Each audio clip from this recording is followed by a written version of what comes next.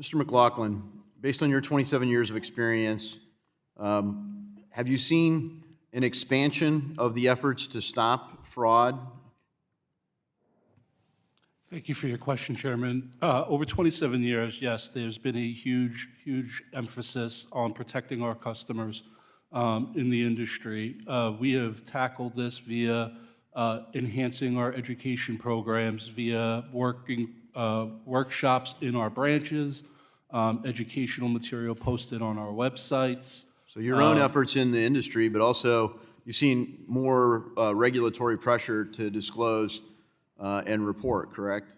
Correct. Yes, the increased significance or pressure placed on financial institutions to identify and report suspicious activity and fraud has grown over the course of the last 27 years. So as the number of fraud cases and the size and scope of the fraud also increased? Yes, sir. Yeah, so in a way, it's like, well, in spite of our effort, we haven't really stopped it. We haven't necessarily shrunk it either.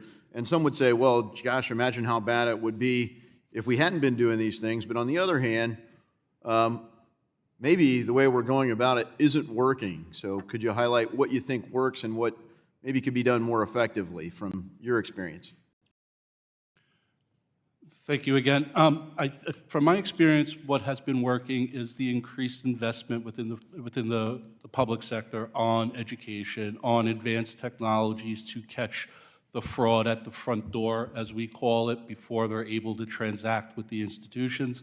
Also advancements in the models and scenarios for which we monitor customer behavior once that account is established. What we could be doing better, I would say, is establishing that relationship, that public-private relationship where there's a flow of information back and forth between the government and the regulated financial institutions that I represent. The government sits on a mountain of data from the hundreds of thousands of SARs that are filed and CTRs that are filed, as well as the prosecutions that law enforcement. Do they normally get back to you? I mean, here's a case. I'm working on weaponization committee last Congress. One bank was asked by the FBI to report on their customers, and the bank said, we need a warrant or subpoena. Then the FBI came back and said, well, why don't you generate a suspicious activity report where none had previously existed? Is that kind of interaction with law enforcement normal?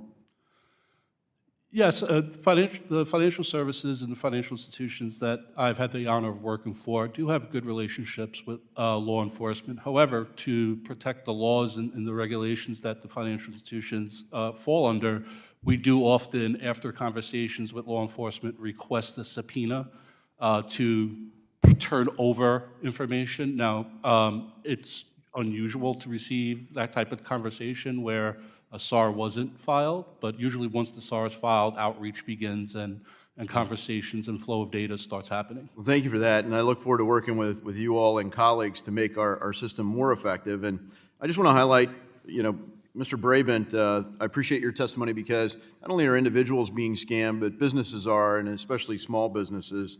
You referenced a bill, the Repealing Big Brother Overreach Act. It's got 133 House co-sponsors and identical legislation sponsored by Senator Tubbsville in the Senate.